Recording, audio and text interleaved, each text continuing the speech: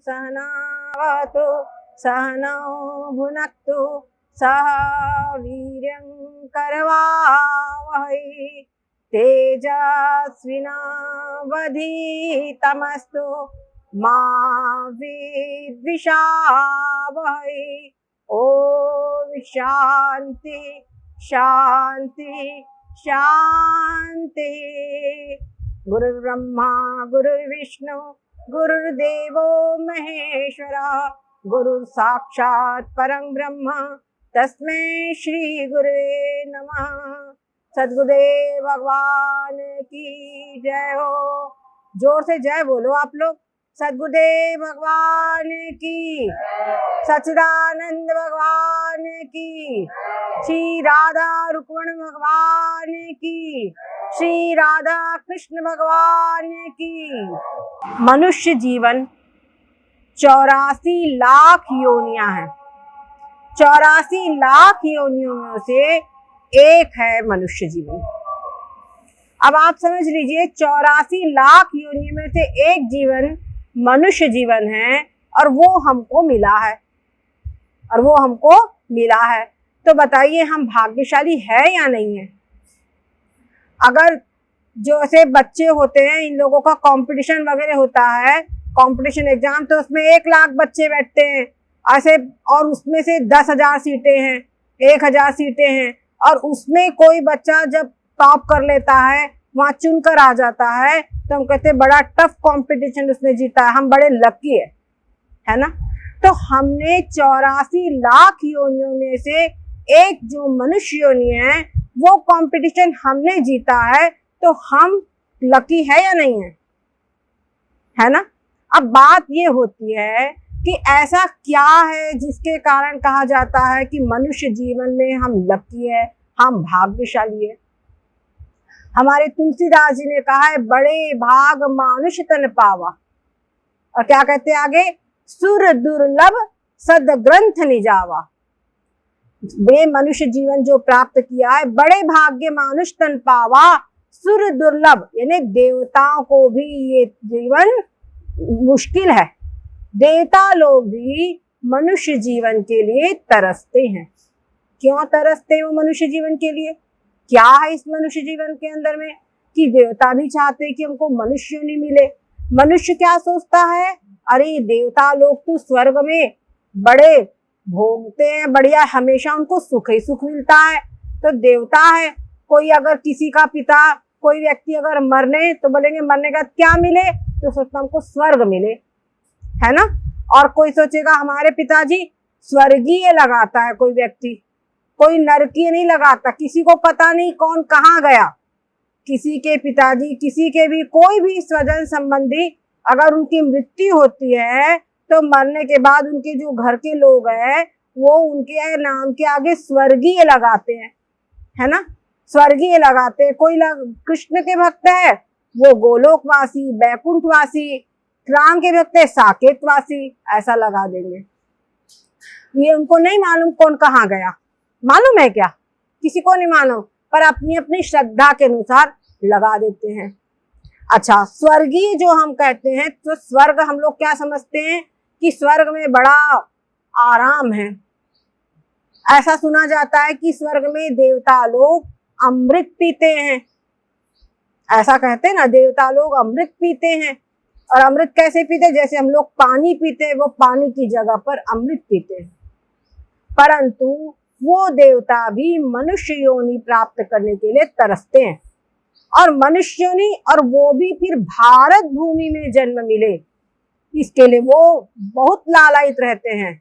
वो कहते हैं अरे इन्होंने कौन सा पुण्य किया है यहाँ पर जो इनको भारत भूमि में जन्म मिला है, जहाँ पर भगवान मुकुंद की लीला कथाओं का गान होता है। और हम यहाँ स्वर्ग में इतने हमने कर्म किए, इतने यज्ञ किए, और मिला क्या? ये भोग ऐश्वर्य युक्त स्वर्ग, जो केवल पुण्यों को छीन करने वाला है, पुण्यों को नष्ट करने वाला है। तो मनुष्य जीवन में हमको जब भारत भूमि में मनुष्य जीवन प्राप्त किया है, तो अब हमको इसका लाभ उठाना चाहिए। मनुष्य जीवन की सबसे बड़ी अहमियत, सबसे बड़ा इसका महत्व ये है कि मनुष्य जीवन में जितनी अन्यान जो योनियां हैं, ये योनियां भोग योनियां हैं। इस योनि में जैसे गाय है, ये सब चारा खा सकते हैं, इनका अच्छा मालिक मिला चारा दे देगा, खा लेंगे, नहीं तो बेचारे भूखे पड़े रहेंगे। जंगल में वो हुआ क्या फायदा। कोई भी जो योनियां हैं ये सब भोग योनियां, जो कुछ इन्होंने पिछले जन्मों में कर्म किया है उन कर्मों का फल भोगने के लिए इनको वो योनि मिली है, तो वो कर्मों का फल ये भोगते हैं। परंतु ये सोचे कि हमारा आगे का जीवन कुछ अच्छा बन जाए, इसके लिए हम कुछ पुरुषार्थ कर ले, कुछ कर्म कर ले, तो ये कोई पुरुषार्थ नहीं कर सकते कि हम आगे के जीवन के लिए कुछ कर ले, ऐसा ये नहीं कर सकते। लेकिन मनुष्य योनि में हम अपने आगे के जीवन को अच्छा बनाने के लिए भी कुछ कर्म कर सकते हैं। हम हाथों से सेवा कर सकते हैं, भगवान का नाम ले सकते हैं, है ना, भगवान का नाम ले सकते हैं, दान कर सकते हैं, पुण्य कर सकते हैं। अगर किसी को समझ में आया कि भाई ग्रह नक्षत्र पंडित को बुलाते, ज्योतिषी को दिखाते हैं, भाई देखो तो हमारा क्या क्या गड़बड़ी है, सब ग्रह नक्षत्र ठीक है कि नहीं है, अगर कुछ गड़बड़ हुआ तो उसकी शांति करा लेते हैं, है ना। अपने बच्चों को हम अच्छे से पढ़ा लिखाते हैं कि पढ़ाए लिखाए गए तो अच्छे ऊंची पोस्ट पे जाएगा, है ना, ऊंची पोस्ट पे जाएगा। बीमार पड़े दवाई वगैरह बढ़िया करा सकते हैं, और पशु पक्षी करा सकते हैं, बताइए पशु पक्षी कुछ करा सकते हैं, कुछ नहीं, उनके घाव में कीड़े पड़ेंगे और सब व्यर्थ है उनके लिए। कोई हो गया, कोई मनुष्य, कोई डॉक्टर लकीली पहुंचा दिया, वो भी कौन उनका भाग्य है। लेकिन मनुष्य हर प्रकार से समर्थ है, पशुओं की अपेक्षा तो बहुत समर्थ है। अब मनुष्य जीवन हमको जो प्राप्त हुआ है, इसके अंदर में सबसे बड़ी खासियत क्या है, साधन धाम मोक्ष कर द्वारा। ये तो हमने व्यवहारिक बातें आपको बताई, व्यवहारिक स्तर पे ही हम देखते हैं मनुष्य योनि में और अन्यान योनियों में क्या अंतर है। पर उसके बाद में एक विशेष इसका लाभ है मनुष्य जीवन का, कहते साधन धाम। ये क्या है, साधनों का धाम है। इस मनुष्य जीवन से हम अनेक प्रकार के साधन कर सकते हैं, व्यवहारिक क्षेत्र में भी साधन कर सकते हैं, अपने लिए मकान बनाना है, कुछ करना है, कर सकते हैं, और इसके साथ साथ में आध्यात्मिक दृष्टि से भी हम साधन कर सकते हैं। भगवान का जप कर सकते हैं, भगवान का भजन कर सकते हैं। हम यहाँ पर सत्संग में आ गए हैं, बढ़िया सत्संग कर सकते हैं, भगवान की मंदिर पूजा पाठ सब कुछ कर सकते हैं। उसके साथ साथ में हम भगवत गीता, रामचरितमानस और भी अन्य जो शास्त्र है उनको हम पढ़ सकते हैं। उनको समझाने वाले किसी संत महापुरुष के पास जा करके उन ग्रंथों को समझ सकते हैं, फिर जो बताते हैं उसको अपने जीवन में उतारना। आज हमारा भाई एकादशी व्रत रखे हम, है ना, हम थोड़ा भोजन में क्या खाना क्या नहीं खाना ये हम अपने आप से चुन सकते हैं, है कि नहीं, अपने ऊपर संयम कर सकते हैं, और भी बहुत सारी बातें हैं वो आप सब समझते हैं। तो इन सब साधनों के में सबसे बड़ी बात है कि साधनों का धाम है। मनुष्य योनि में आप कर सकते हैं, बोल सकते हैं, सब कुछ कर सकते हैं, और साधन धाम, और आगे कहते हैं मोक्ष कर द्वारा। ये मोक्ष का द्वार है। अगर कहीं पर किसी बिल्डिंग में आप दरवाजे पे खड़े हो जाए तो अंदर प्रवेश करने के लिए आपको क्या टाइम लगेगा, है ना।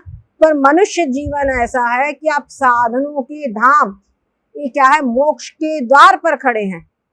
ये मोक्ष का द्वार है, मोक्ष के द्वार पे आप खड़े हैं। अब मोक्ष के द्वार पर खड़े होने के बाद अब आपका अगला कदम क्या होना चाहिए, अंदर प्रवेश करो, है ना, मोक्ष के लिए अंदर प्रवेश करो, यानी मोक्ष के लिए साधन करो, मोक्ष के लिए प्रयत्न करो। अब ये हमको करना है, भगवान ने हमको लाके द्वार पे खड़ा कर दिया। कैसे कहते हैं, बहुत बड़ी भगवान की जो कृपा होती है तब मनुष्य शरीर प्राप्त होता है। अब मनुष्य शरीर प्राप्त होने पर भी ये भी बहुत बड़ी कृपा है कि मनुष्य जीवन में क्या करना चाहिए, भगवान की पूजा पाठ करो, मनुष्य जीवन में मोक्ष के लिए क्या साधन करो, ये बताने वाला कोई संत महापुरुष हमको मिल जावे, सही ढंग से जो हमको बता सके वो हमको मिल जाए, ऐसा कोई संत महापुरुष मिल जाए, ये उससे भी बड़ी बात है। अगर कोई संत महापुरुष हमको मिल जाए तभी ये सब कुछ हमको समझ में आ सकता है। जैसे भौतिक स्तर पे गणित पढ़ना है किसी विद्यार्थी को, तो गणित के शिक्षक के पास जाना पड़ेगा। जो स्वयं को गणित आता हो वही तो बच्चों को पढ़ा सकेगा, और जिसको खुद को गणित नहीं आता वो क्या पढ़ाएगा।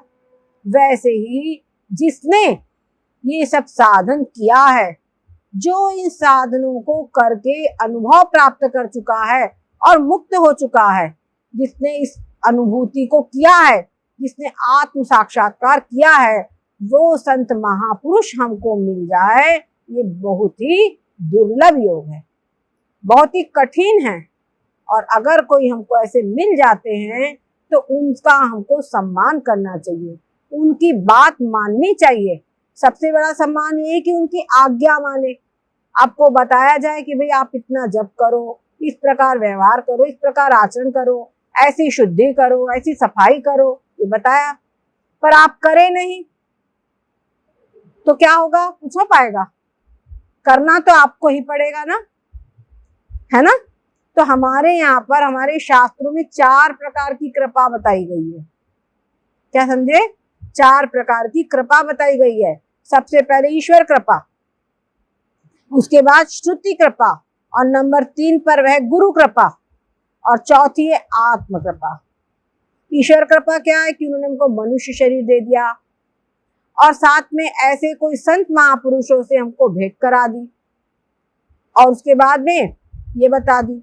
अब वो सद्गुरु हमको उपदेश देते हैं, संत महापुरुष जो है वो हमको उपदेश देते हैं, समझाते हैं, देखो ऐसा करना चाहिए, ऐसा नहीं करना चाहिए, भगवत गीता पढ़ो, इस तरीके से पढ़ो, ऐसा तुमको समझाते। तो अब उसके बाद में जब हम पढ़ते हैं और उनका उपदेश को अपने हृदय में धारण करना, वो हमको बताते हैं कि मनुष्य जीवन जो है इसे तुम मोक्ष की प्राप्ति कर सकते हो। अब मोक्ष के लिए क्या प्रयास करना, ये हमको सद्गुरु बताते हैं। अब उसके बाद में वो श्रुति, जो श्रुति के अंदर में जो हम पढ़ते हैं, जैसे भगवत गीता हमने पढ़ा, भगवत गीता पढ़ना एक बात है, पर भगवत गीता का जो वास्तविक अर्थ है वो हमारे हृदय में समझ में आए, ये दूसरी बात है। तो श्रुति की कृपा है कि वो हमको समझ में आ जाए पूरी, और साथ में सद्गुरु की कृपा है, सद्गुरु की और श्रुति की ही कृपा होती है कि उनका पूरा जो अर्थ है, उनका जो रहस्य है वो हमको समझ में आता है। अब उन सबको समझने के बाद भी क्या करना है, उन सबको अपने जीवन में आचरण में लाना, उतारना, ये सब आत्म कृपा है। ये पुरुषार्थ हमको स्वयं करना पड़ेगा, ये दूसरा कोई नहीं कर सकता।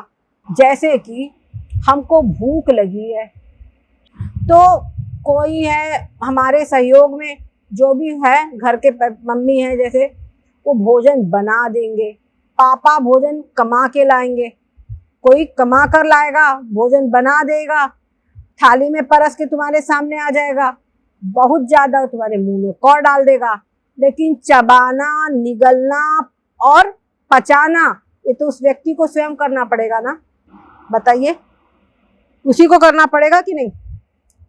अब जब वो व्यक्ति उसको पचाएगा तो उसको पुष्टि मिलेगी, उसका शरीर तंदुरुस्त होगा, और यदि नहीं पचाएगा तो फिर क्या होगा, कोई कुछ हो सकता है, उसके जीवन की रक्षा कोई कर सकता है, कोई नहीं कर सकता।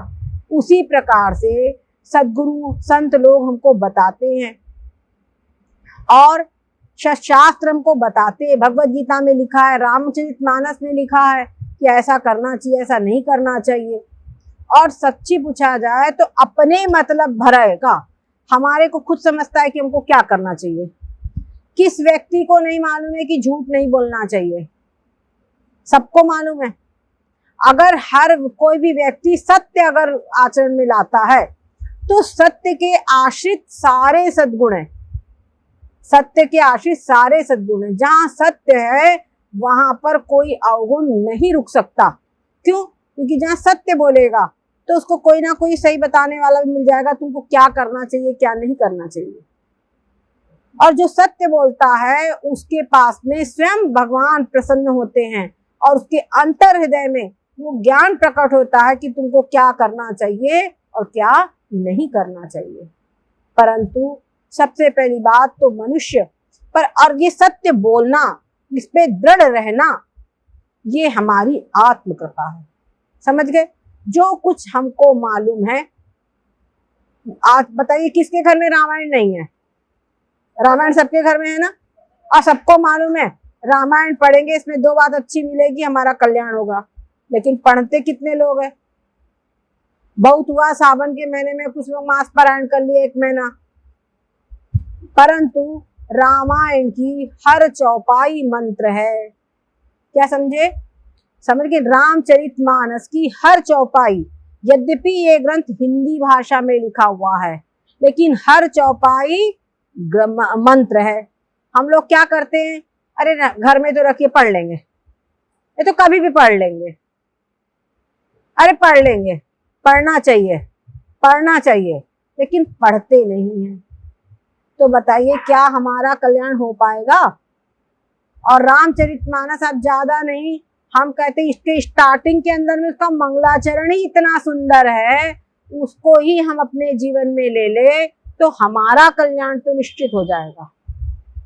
दुनिया की बात अलग है लेकिन हमारा कल्याण तो निश्चित हो जाएगा।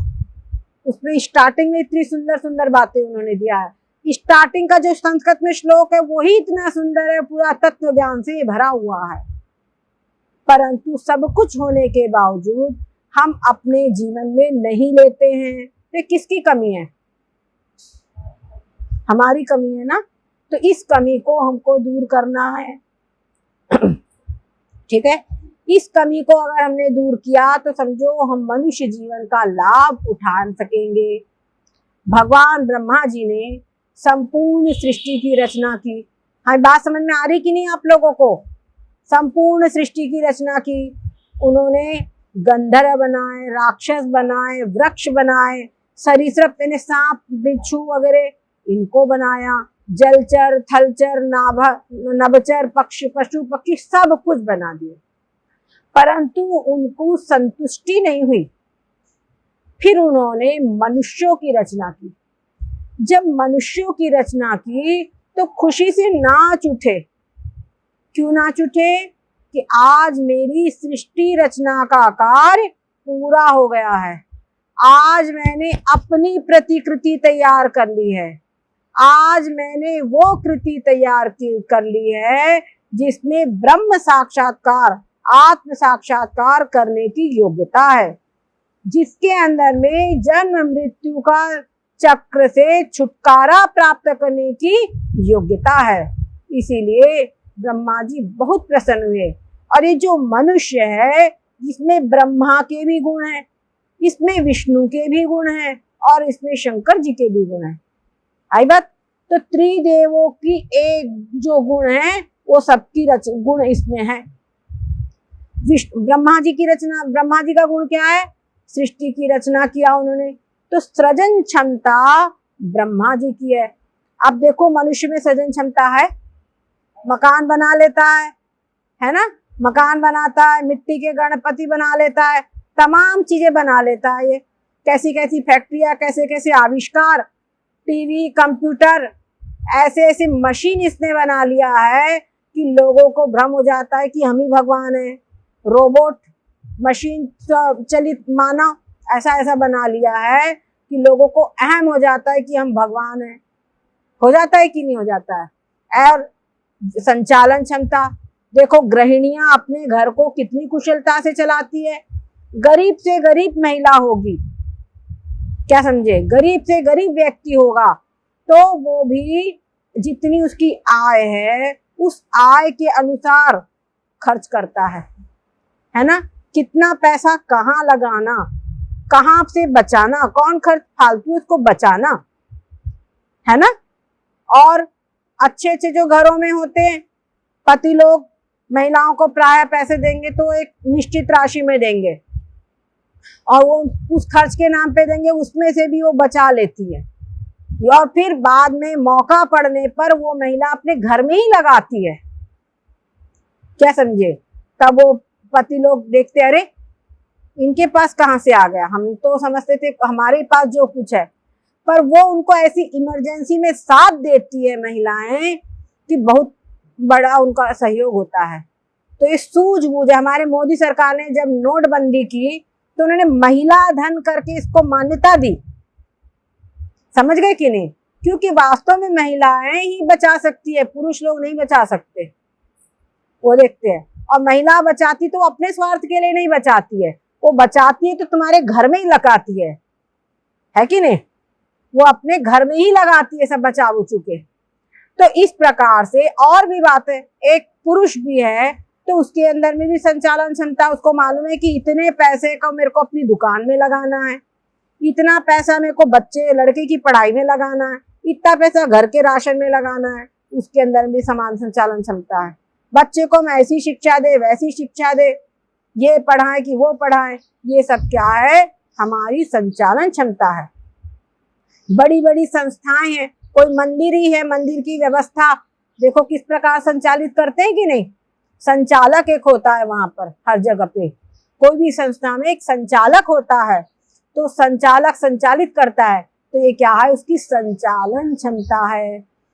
समझ गए? तो ये विष्णु का स्वरूप, विष्णु का गुण है, भगवान विष्णु का गुण है संचालन क्षमता। ठीक, उसके बाद में है संहार क्षमता। तो बताइए मनुष्य में संहार क्षमता है कि नहीं है? अभी नोएडा के अंदर कौन सी बिल्डिंग थी?